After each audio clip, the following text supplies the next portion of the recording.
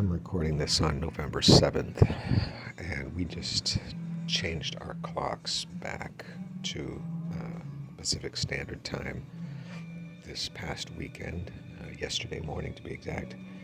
And I just wanted to talk about daylight savings time because I hate daylight savings time.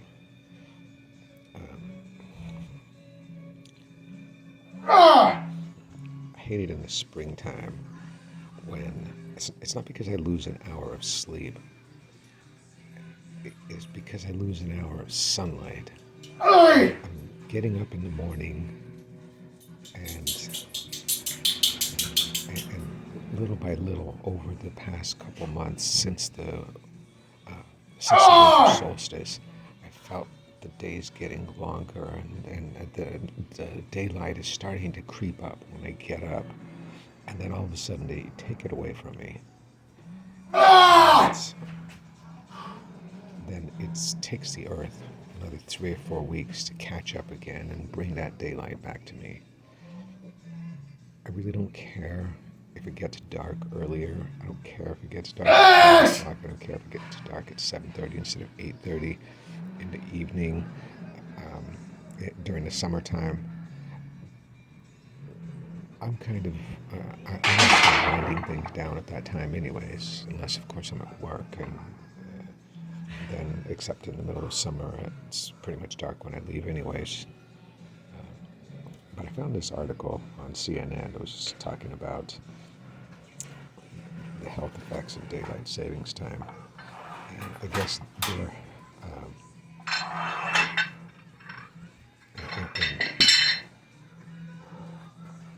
there's a proposed law called the Sunshine Protection Act of 2021, which apparently has some bipartisan support, saying that we should make daylight savings time permanent. I know we had a ballot initiative in California, I think about a year ago, that also said we should make daylight savings time permanent, which I voted against, of course. But this, so I guess this article mentions that a lot of sleep experts say that the act of moving our clocks forward in the spring is actually ruining our health. So studies over the last 25 years have shown the 1 hour change disrupts body rhythms tuned to the Earth's rotation, adding fuel to the debate over whether having daylight savings time in any form is a good idea. This Harvard neurologist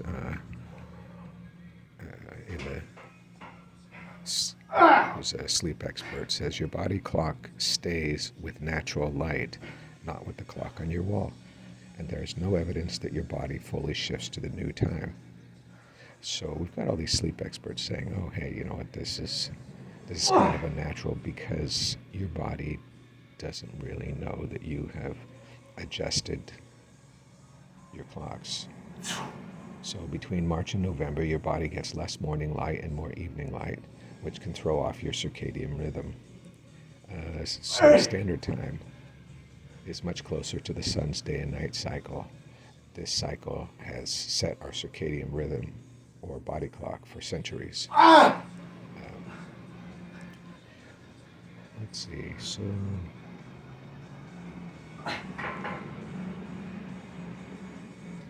this American Academy of Sleep Medicine says current evidence best supports the adoption of near standard time, which aligns best with human circadian biology and provides distinct benefits to public health and safety.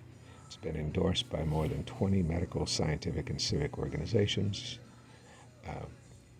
And of course, the politicians don't care. I don't know. I'm sure they haven't looked at the evidence that this bill was put forward by Marco Rubio, who is not one of the great thinkers of our time. So when our bodies are off this sleep-wake cycle, it puts into what they're calling social jet lag. And the studies have shown that this increases the risk of metabolic disorders such as diabetes, raises the risk of heart disease and stroke, worsens mood disorders such as depression, affects the digestive and endocrine systems, and shortens our sleep duration. It can even reduce life expectancy. So, which also you can get from people that work like night shifts and stuff like that. It's natural. It says reducing sleep by 90 minutes from the recommended 7 to 8 hours for adults altered the DNA of immune cells and boosted inflammation, a key cause of chronic disease, according to another study. I can testify to the effect of chronic sleep deprivation because when I was doing my bachelor's degree in nursing, my kids were both toddlers. They were 1 and 3, and I was sleeping maybe averaging about 6 hours a night. I was working full time. I was going to school. I was studying. I graduated with honors, but I also ended up with a nasty brain infection. And I really don't think that I would have gotten that if my immune system was running at full tilt, which it obviously wasn't. I mean, I knew I was dragging. I was just trying to survive and get through it, get through the program, and I didn't quite make it. I got sick, and I had to come back and finish the last quarter after I recovered. So I didn't actually make it through the program without having to take a break. So I'm going to stop that here. And in the next video, I'm going to talk a little bit about how they have tried this before. So signing off.